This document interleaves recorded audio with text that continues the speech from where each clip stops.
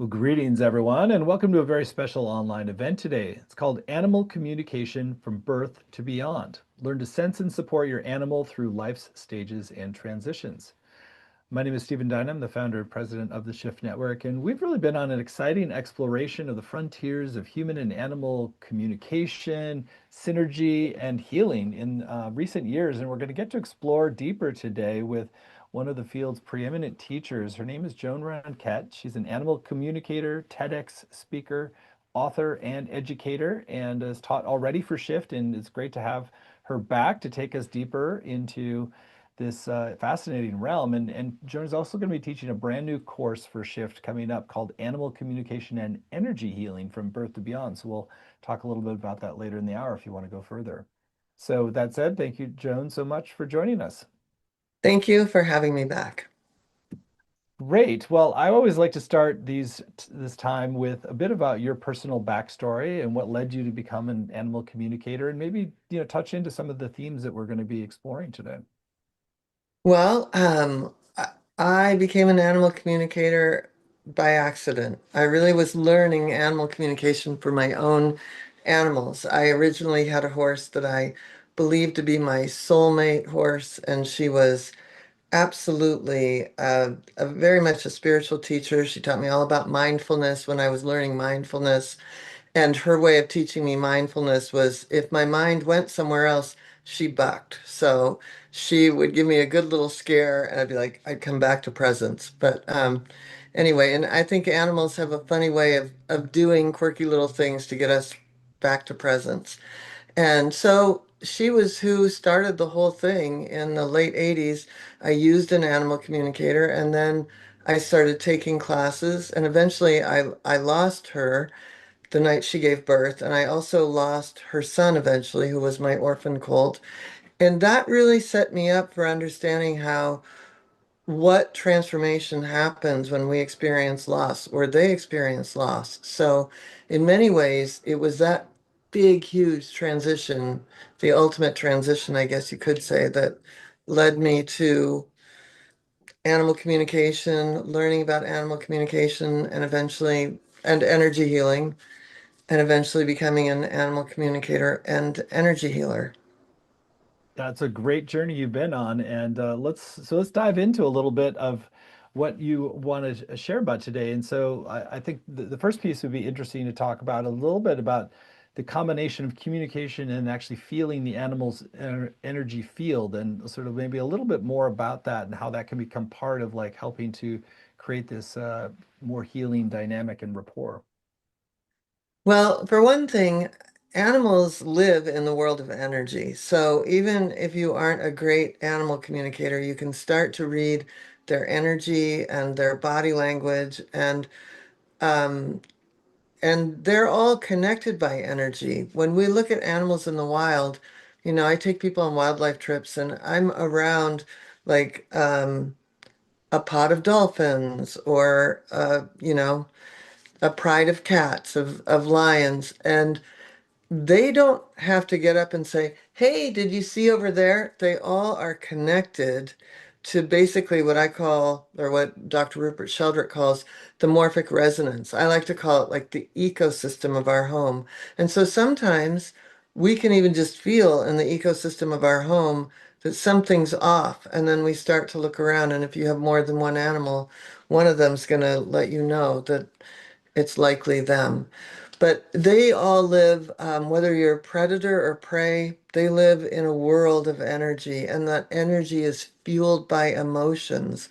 And so when we start to understand the underlying emotion of something, then we can understand what behavior is coming as a result of it, what dynamic in the household is coming. And a lot of times we start to see very clearly why they're acting the way they do. It's great that they have almost like the canary in the coal mine, that sort of like what's might be amiss in the house or the flow of things. Totally. So that's a really great thing. So how do you then connect in with the energetic field as well, like personally, like to really establish that rapport so that you're optimizing the ability for your animals to communicate with you about what might need tending with the energy or Well, the emotion? I mean, one of the ways that you can do it is just to feel into your own energy field. I feel like just for starters, we don't even have a sense of ourselves, right?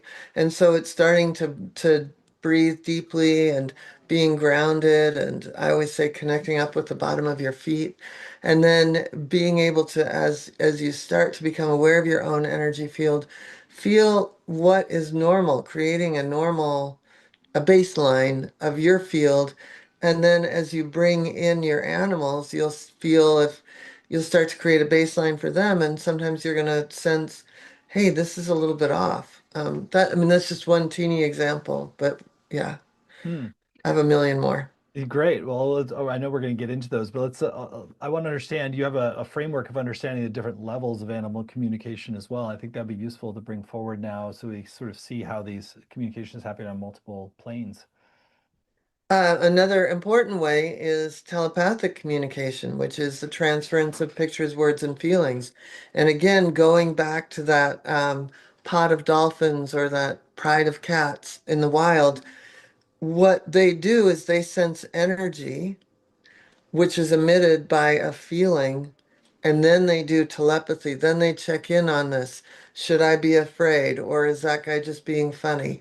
So they start to telepathically communicate with each other. Well, that's happening in our homes all the time, and whether we're aware of it or not, we are broadcasting to them 24/7. We're all little broadcasting stations, if you will.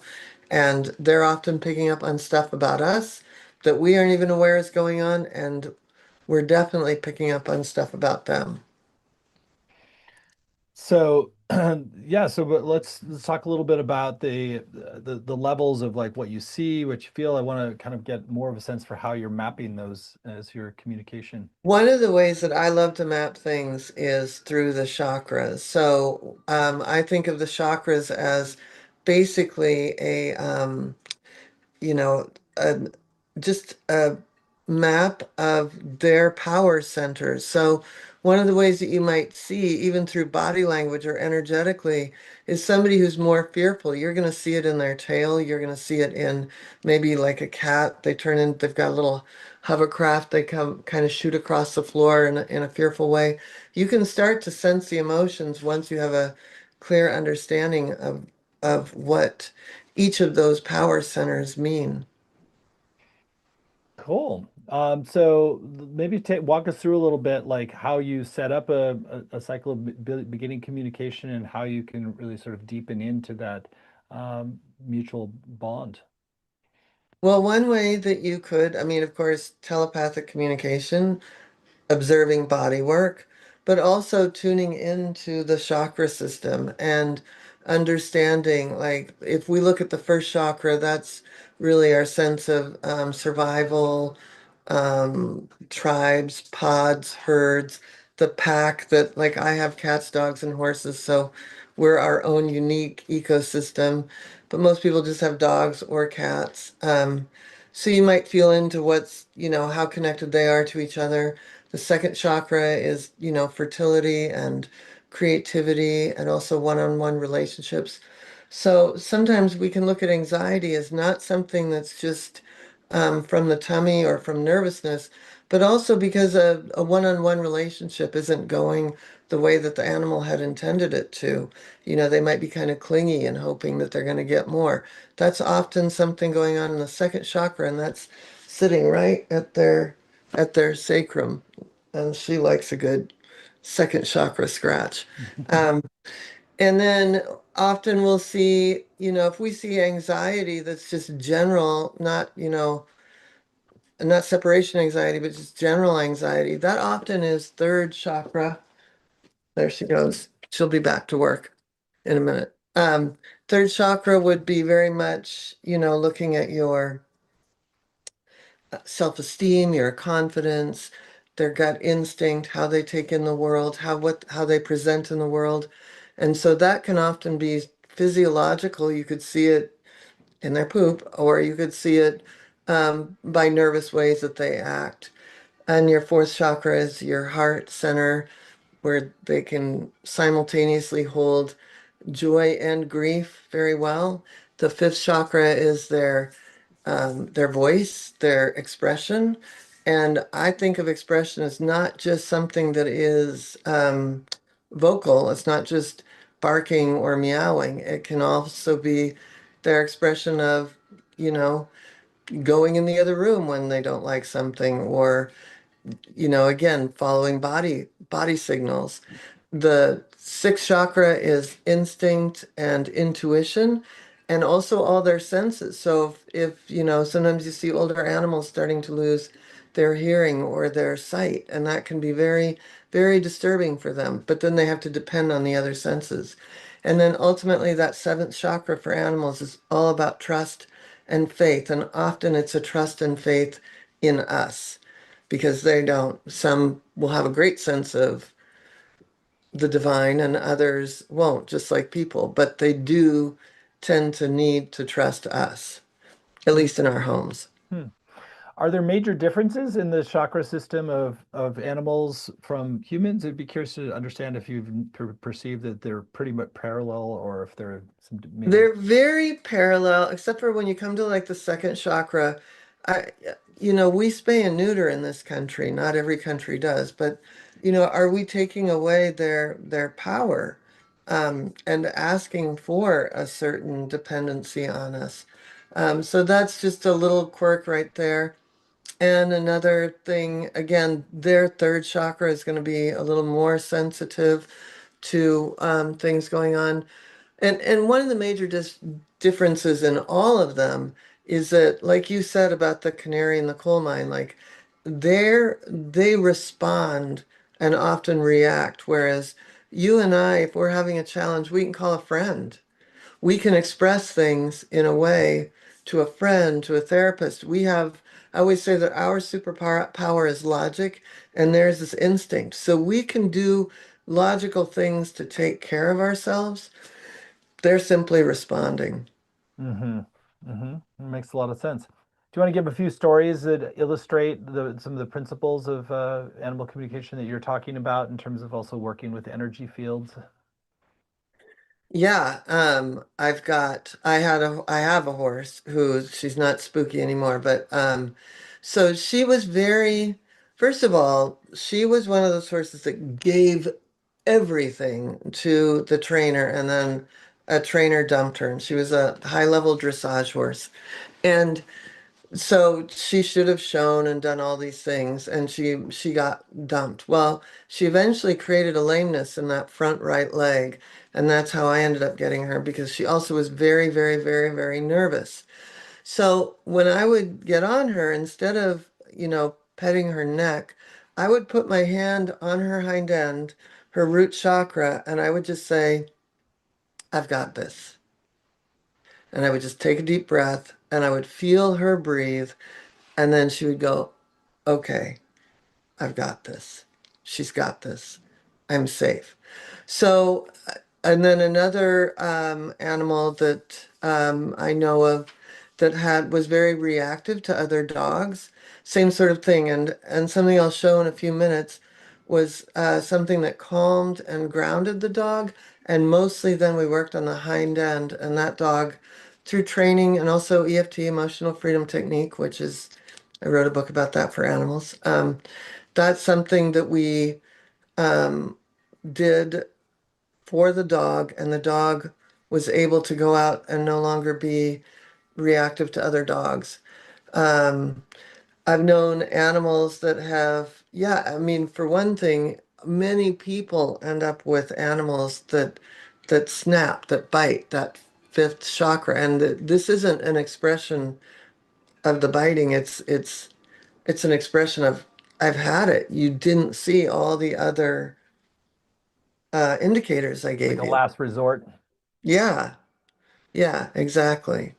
And the same with, a cat going, that's always a last resort. We didn't pay attention to all the other subtle signs. Mm. That's really helpful to understand the escalation if to a more confrontational style of communication is when we've missed the other subtler cues. We've missed all of it. Yeah. Yeah. So Yeah, I want to dive in a little deeper. You were talking a little bit about how animals are, instinct based, and I wonder how you approach working with that in a kind of synergistic way, rather than sort of like, creating like a power struggle dynamic. Well, the first thing I love to do is just to bring my energy down, like just to ground myself. And like I said a moment ago, I like to think of breathing into the bottom of my feet. And when I'm breathing into the bottom of my feet, I can't think of anything else, right? So if I'm with a reactive horse or a reactive dog and I'm doing some work, I definitely am able to ground, and then they get a sense of safety. When they get a sense of safety, then they're not reacting, right? Like they take a grounded breath. They're able to make decisions for themselves that are going to be, not reactive based. So the first thing I do is ground, and then assess my situation, and do the communication or do the energy healing if I'm with an animal that I know is has a history of biting. I might do like the EFT tapping remotely, like I might stand far away or have the person tap on the animal. There's all sorts of ways that I can still create safety and healing with and for an animal without having to touch them. Though touching them is also a great way for them to release, because they're, like I said, you and I can call our friends and be very, you can't believe what happened. Hmm. But our animals are kind of stuck in their body, Hmm. carrying all this around. So when we can touch them and help them release, it's very powerful. Hmm. I'd love for you to talk a little bit about how, when there are energetic disruptions, how you can kind of catch those early, so you're sort of getting upstream from some of the downstream potential problems or signals. Well, one thing that is really like I think probably one of the biggest the disruptors in a household is going to be loss, right? Like when you lose an animal, especially unexpectedly, or you lose one of the humans in the household. And so one of the biggest ways that you can, kind of brace for potential worsening, if you will, is to address the grief, right? Is to look at, how is this animal, is my cat Henry grieving harder this week than my dog Abby, right? And so it's like just always being aware of the household, and what transitions they're going through, what they're experiencing, how they're expressing it or not expressing it. Not expressing it is quite an expression. If they become sullen and sulk and, not as active, or eat more and not as active, those things are all big indicators that, we've got to kind of shake it up a bit. And often, if they're grieving something in the household, so are you. So it's like being honest, but being aware that you have to be the emotional leader so that they have space to grieve, but they don't get lost down, down the river. Hmm. That's interesting. The emotional leader. I like that kind of term. You are in this collaborative dynamic, but you're also sort of like acknowledging that it's on you to sort of be the emotional leader. Yeah. I like to say that I set the thermostat in my household for harmony. So we can all have different voices, but we're all together. Nice. Well, let's dive. I want to dive into the actual demonstration and practice that you were going to offer today as a way to really help ground everything you're talking about. Do you want to set that up and show us how you can do a meridian sweep to sort of harmonize the nervous system?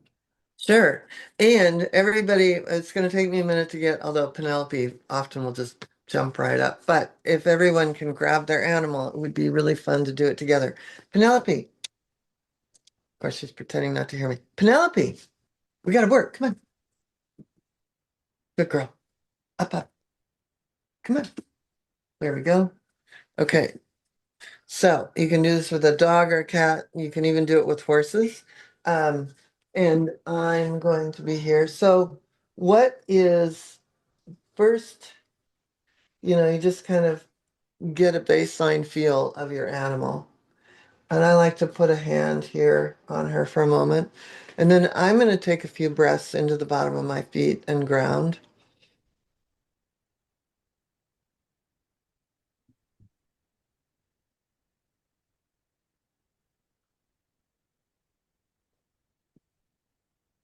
And now I'm going to come out here. You know this exercise where you do this rubbing your hands together and feeling your own energy field and how far out it goes. I like to do that with the animals and see her field. Her field's pretty big. She's being very quiet right now, but she's got a pretty big field. So I like to feel into and kind of have a sense of where there's more energy. And we went on a big hike today, and she's getting a little bit older, so I'm feeling a difference in the energy here in the hind end. She did a lot of running and leaping, and that's why she's so tired right now. So, you can always take in the obvious things about their field of energy, like how much exercise, did they just eat?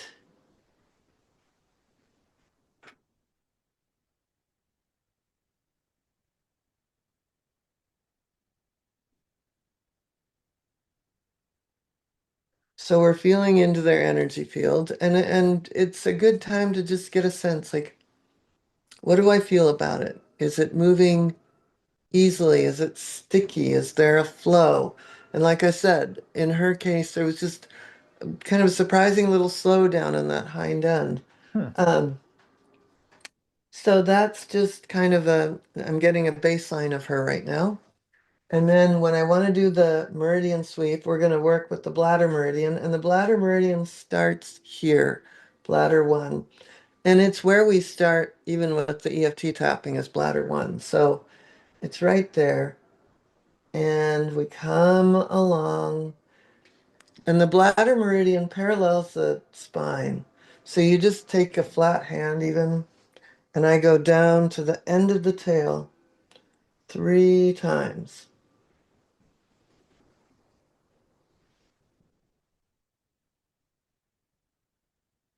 And she's letting me do it. Hmm.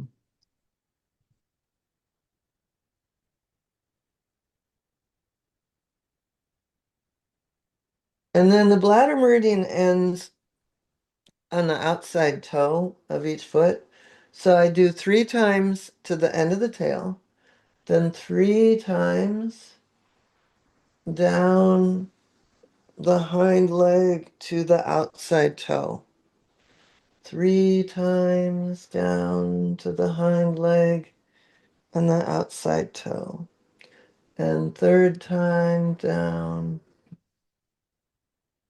And see, it's interesting that she's responding when I'm touching, like, I've never noticed that hind end, and she's really, kind of making space for that hind end.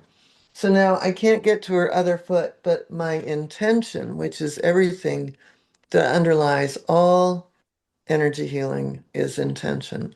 So my intention is I'm getting 3 times down to that hind foot, wherever it is, 3 times down to that hind foot outside toe, 3 times to that hind foot outside toe. And then we can see she's a little relaxed. Hmm. And so that's very grounding. That's like that alone, again, with your reactive animals, your animals that are afraid. The hind end, really, if it's in charge of our security and safety and our sense of belonging, really coming back and taking your time in that hind end is what's going to help ground them. Hmm. That's really interesting. I mean, often you think about just like padding in that area for just enjoyment purposes, but there's actually sort of deeper energetic reasons why sort of padding in the kind of the hind quarters is actually really really good for them. Yeah, very, very, very good. That's fascinating. Now, are most animals? I mean, I imagine Penelope here is more acclimated to this kind of work. Do animals just sort of like immediately respond when you start working with energy and meridians like this, typically? Typically they do. I would say like 80% of them really, really enjoy it. If you have somebody that you can't touch, or that you can touch, but it's sketchy, and you don't want to be more pressure on them, you can do the same thing from above. Or you can close your eyes and imagine you're doing it. It's all about the intention, but the intention is bringing the energy back to the hind end. If we think about when an animal goes into fight or flight, their adrenals fire off and it fills their lungs. Their lungs get bigger, blood goes to their brain. They kind of only think about survival and they've forgotten their hind end completely. So if we're bringing the energy back to their hind end, we're basically taking them out of fight or flight. We're moving them into more rest and digest. And a lot of animals in people's homes spend a good time in fight or flight because nobody really knows how to get them out of it or to settle their nervous system or to settle our own nervous system, which is why, sort of like, on the airplane when they say put the mask on yourself, it's like take a few deep breaths first before you go to ground someone else. Hmm. That makes a lot of sense. Do you want to share anything more about this? So you've obviously done a whole book on EFT or tapping applied with animals. Like any some of the principles that we can, basic principles that we can learn from you around how that can be done effectively? Yeah, and I've done a book on chakras too, so I've got a few tips about both. But with EFT, there's tapping here, tapping very similar to the points for us. The place where it gets a little different is right here on the top of the nose and under the chin and inside the chest and at the top of the head. Hmm. One thing about these 3 points is it's bladder 1, triple heater 23, and stomach 1. These are some of the most calming points you could ever do. And look at, she's breathing differently. Hmm. And she's licking and chewing, so she's processing it. So this is a very, see, she's licking and chewing. I swear to God, I didn't say you got to do that thing. She's a very good patient. She's a very good patient here. Yeah, she is. She's a pro. She loves to be on camera. But that if you did nothing else but the bladder sweep and came along and said, I'm calm. You could do all three, but especially under, this is the stomach one. For us, it's a little bit there, but yeah, it's just, those are the most calming points for the nervous system that you could be tapping on. I mean, you can also massage ears, but some animals don't like their ears touched. So this is easier to, even if you can't touch the face, to just imagine I'm tapping under the eye. Hmm. Are there signals that it's good to be aware of for when we might be sort of not optimized, not engaging with this, or like is there like do you want to kind of pay attention to signals that might be a little too much or working in the energy system? Yeah, and one of the, so for example, in traditional human tapping, there's a spleen point that we do. I took that out on the charts that I have just because you don't want to surprise an animal and turn around and get bitten, right? And that's kind of a surprising thing if you're right here. So you can air tap if you think the animal's really irritated. You can tap with the intention of each of those points. And you can also take a moment and let it integrate and then go back at it. We don't have to like make sure we go all the way through a tapping sequence. We can tap a little bit and then take a sip of water, let it integrate, come back and tap a little more. Oh, a little more. She took a deep breath, a little more, and maybe just let that settle. And then come back and finish on the top of the head. Nice. Well, it's really cool to watch you work. What are some of the things that you've seen in terms of being able to actually like heal something just with the kind of energy work, meridians, and tapping in animals? So one of my most favorite stories is being at a place called Tula Tula, which is where, I don't know if you read the book, The Elephant Whisperer, but he was a guy that brought in these rogue elephants from a herd. They were going to be culled in a different part of South Africa than where he lived. And he bought this piece of land and he got it approved by the Zulu tribe, and he brought in these elephants that were just terrified of everything because they'd watched half their family be killed and they were all killed by helicopter, right? So cut to 2024, I take a group there, and these elephants are now, they're basically family there. They're not afraid of things. But one day we go out to see these elephants and they're missing. They're completely missing. But there are helicopters going overhead because they're dealing with something with one of the giraffes.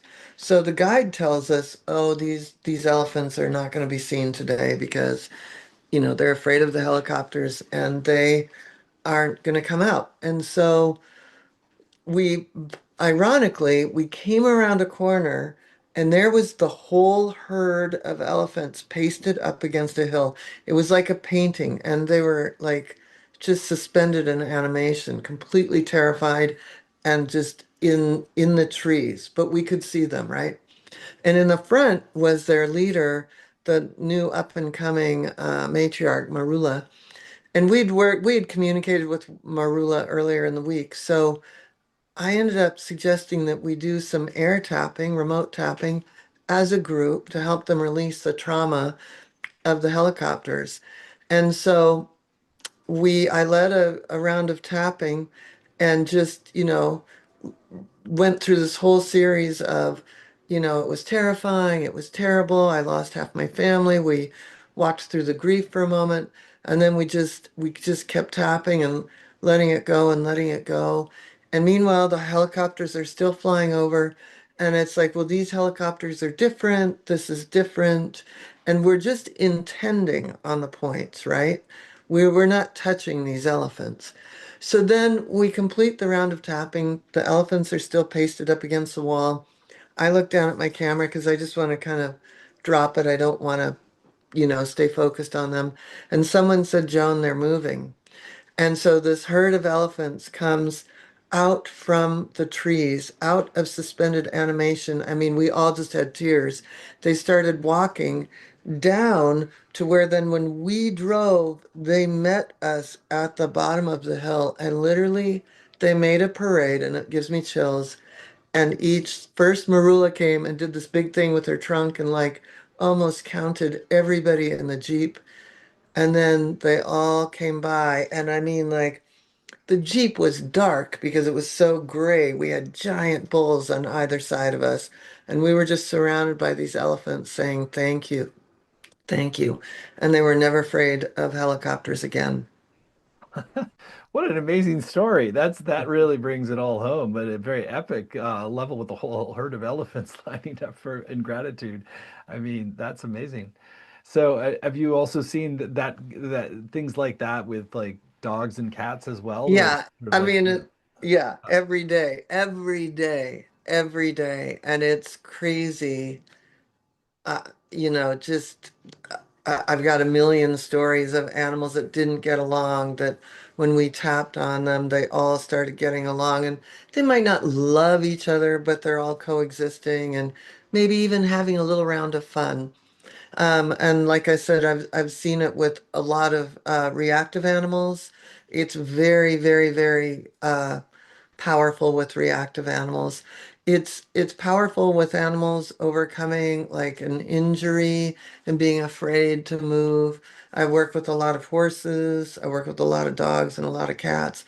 I've seen horses that wouldn't get into trailers, horse trailers, because they were afraid, and do one round of tapping and suddenly they're getting in. So it's just powerful, especially with fear, PTSD, grief. It's unbelievable with grief. I had a dog client who these two German shepherds, One was named Xena, and the other was, I think, King. And he was literally her king. And out of nowhere, he has a heart attack and dies. And it just shocked the household. And so anyway, the woman called me and she's like, this dog, I'm afraid I'm going to lose her because her grief is so huge. And so when I worked with the dog, I tapped about losing my king, losing my hope, losing my lifeline. And then I brought the tapping around to um, that I can take care of my person, I can take care of myself, I still have joy. And it was something that was, joy wasn't even anything that was so far away from where that dog was feeling. And the next day, the woman sent me a video. First thing in the morning, she said her German Shepherd, Xena, shot out the doggy door and chased the other little dog around and came back in all happy as if life was grand again. So, No, that's it- amazing. yeah, it can So, be so, that fast. so want to unpack a little. So you're saying that you actually were sort of communicating, psychically tuning to get the actual messages that were sort of like in a way looping in her head, so you could kind of like tap them out the way you would with a human being able to report that. Then 100%. Yeah. that's really interesting. And so you want to find where those kind of like stuck thought patterns are in order to help in this healing process. Absolutely. Stuck thought processes and stuck emotions. Hmm. Interesting. What else? I know we've circled talked a little bit about different kinds of communication. I know you also talk a little about soul to soul communication too. Are there other layers of like the deeper why behind things that you also get into with the animals? Yeah, of course. I mean, I know that like most of us have had a soulmate animal, and the what I love to say about that is we at least we don't have to be monogamous because you can have another soulmate animal. But and sometimes we have a bunch of soulmates at the same time, but at different levels. And I think a lot of times they're meeting us where we are on where we are in our evolution and growth as humans and what our soul is up to. Those animals are there kind of matching our spirit and with their own karma and trajectory and needs. And it's like a dance, like a marriage between two humans. It's absolutely the opportunity to balance and dance and grow and evolve together. And so it's always important to be able to recognize that with our animal companions. Hmm. Are there any specific insights around some of the transitioning different stages of life too? So I mean, some of this we talked about birth to beyond. So from the very earliest to the kind of very latest stages, anything special you want to share about some of those special transition points? Yeah, I mean, I think one of the things that is very overlooked is how do animals end up in our house to begin with, right? So have they left a litter? And was that litter their siblings, full of siblings, their mother, their father? Were they exposed to an animal family that is now just gone? And another way that we look at, we think we're doing great things when we take animals from hoarding cases, but they were with their family.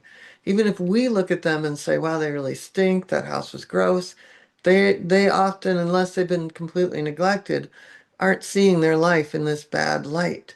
So when when we accept that there's going to be grief and loss in how we receive an animal, and our circumstance is going to completely change. We're bringing in a whole new level. So it's almost like if you could pre-grieve with your current animals, the new animal coming in, and allowing this animal to have space for that transition to feel however he or she is going to feel, you will very much have a more balanced adoption integration into the home.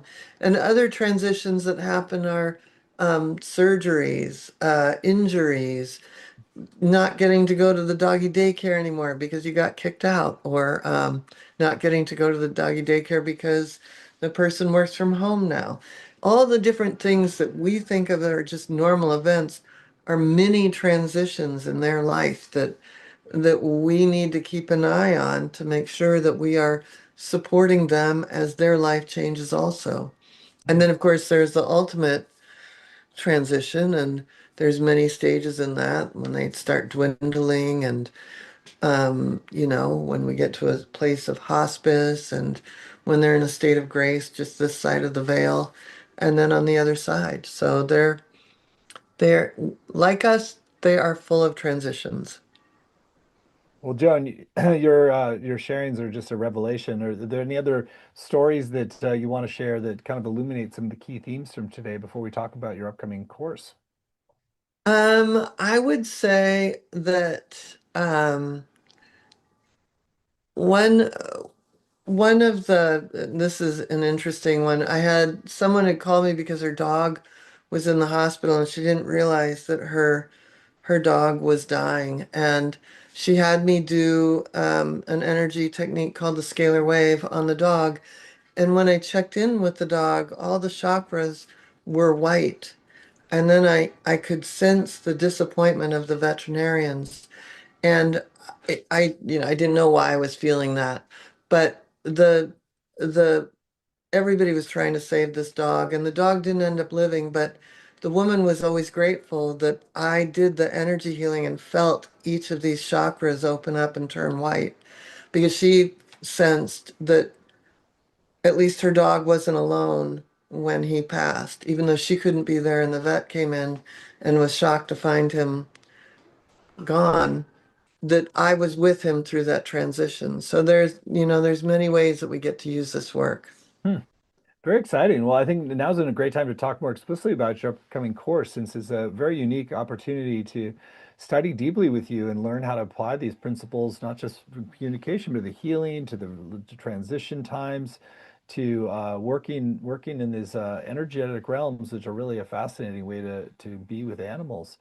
So we're really excited that Joan's going to be offering this upcoming program. It's called Animal Communication and Energy Healing from Birth to Beyond. You can find it at telepathic.animalhealing.com, telepathic.animalhealing.com.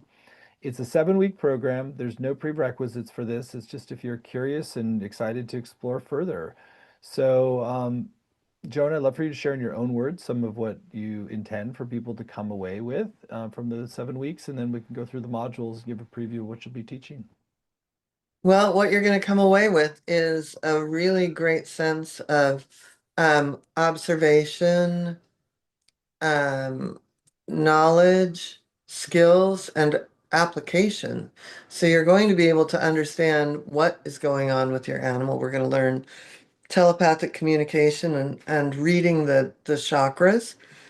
And we'll start with each week will be a different chakra. So we're going to look at different things that could be going on in the first chakra. What is related to safety, security, them getting along with everybody in their ecosystem. Um, we're going to move through the chakras. And so we're also going to apply some big skill sets. Like we're going to learn EFT for animals and for ourselves. We're going to learn scalar wave. We're going to learn how to clear and balance the chakras. We're going to learn how to communicate with telepathic communication, but then also telepathic communication with animals who have crossed over. So we're really going to move through any transition that an animal goes through, chakra by chakra, with a skill set. Exciting. Module 1 then goes into root into the first chakra to nurture your animal's sense of belonging. Yeah, so we'll do more grounded body work because, like I said, that sense of being in their body puts them more in their household. So that will be first. Module 2, attune to the second chakra to support healthy relationships and creative flow. And we will do some telepathic communication there. Definitely communicate with our beloveds. Hmm. Module 3, strengthen the third chakra to bolster confidence and personal power.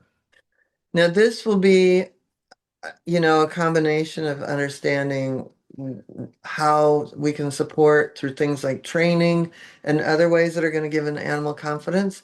But also, we're going to do some EFT, some emotional freedom technique. Module 4, open the fourth chakra to heal the heart and restore emotional balance. And we have a very lovely heart-centered meditation for that. Module 5, activate the fifth chakra to foster clear communication and authentic expression. And we'll definitely do more EFT around that. So we'll let it all out for them. Module 6, awaken the sixth chakra to rebuild trust in intuition and instinct. So we'll very much do some scalar wave and some chakra clearing around their instinct and intuition. And finally, Module 7, open the seventh chakra to navigate sacred transitions with grace and presence. And there we will be, that's when we'll connect and communicate with our beloveds on the other side. Nice. Well, I love that you're applying the chakra model and system to working with animals in this way, and it just makes a lot of sense. And it's fascinating to work on the energetic level and also with tools like tapping and EFT. Really, really beautiful work, Joan. So I'll share a little bit more about it. Again, the whole program is laid out in detail at telepathic.animalhealing.com. If you choose to move forward, you're going to get not only the 7 90-minute live sessions, which do have more detail on the page there, and you're also going to get recordings of every one of those sessions, which include both video and audio, as well as word for word transcripts that you can work with, study, and highlight.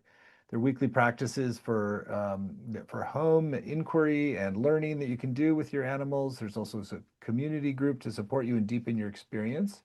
And on the page, you'll also see a number of extra bonuses, each of which is designed to enhance your journey. There's a video from Joan called Beginning Animal Chakras. You want to share about that special bonus?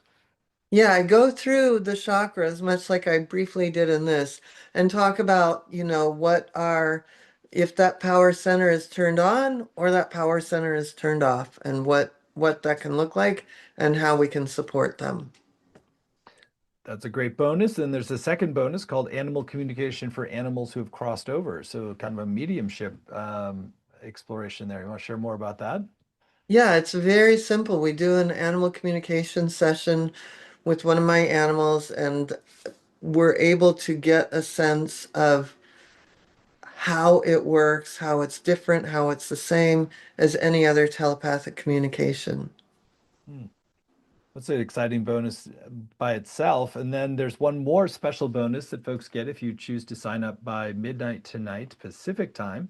We like to use this as a way to encourage you to take the time to read through the page and really tune in about your own knowing. And if you choose to move forward today, you're going to get a special bonus as well. So it's called telepathic animal communication. So it's a special video from Joan. Do you want to share more about that special video? Yeah, we definitely communicate. We learn every step of telepathic communication from getting quiet to receiving information and then being able to share it, how we share it. This is clearly going to be such a valuable program, and we've kept the investment very accessible for everyone. It's just three payments of $128, or you can save 10% when you pay in full with one payment of $349. The course is going to start December 10th and run from Wednesdays at 1 p.m. Pacific and 4 Eastern. And even if you can't make the live times, you can still get the full value with the recordings, the transcripts, and the community as well. There's some great testimonials from people who have gone through Joan's previous shift program. Approachable, humble, down to earth, knowledgeable, and very funny. Demystifies animal communication. Helped me refocus on the difficult length. Helped me to refocus on a difficult, long-standing situation, and now we're on a clear path of healing and recovery. So lots of great testimonial studies. Jones clearly knows what she's talking about. She's very seasoned in this field and can really give you the skills to engage with your animals in a very healing, uplifting, transformational way. So there's more detail again at the page telepathic.animalhealing.com, telepathic.animalhealing.com, and you'll get that special bonus if you sign up by midnight tonight, which is the um, telepathic animal communication video. So Joan, we're nearing the end of our time together. Anything that's still in your heart you want to share with folks who are considering doing the full course with you? Well, what I love, love, love, love teaching for Shift, the Shift Network, and for the the the audience that you have cultivated is absolutely wonderful, and I think it's such a good fit for this work, and I hope that people will join us because it's we're going to create not just some teaching and a skill set, but we're going to create a movement where we're starting to really understand who animals are at their core level and then be able to support them with and for us, and so that we are really in not just coexistence, but in harmony. Hmm. Beautiful. Well, thank you so much, Joan, for your wisdom and your dedication to this field. And thank you all for joining, and look forward to seeing many of you in the upcoming course with Joan. It's called Animal Communication and Energy Healing from Birth to Beyond. Ease transitions, deepen connection, and support your animal's journey through every stage of life. So thank you so much. Many blessings. Thank you.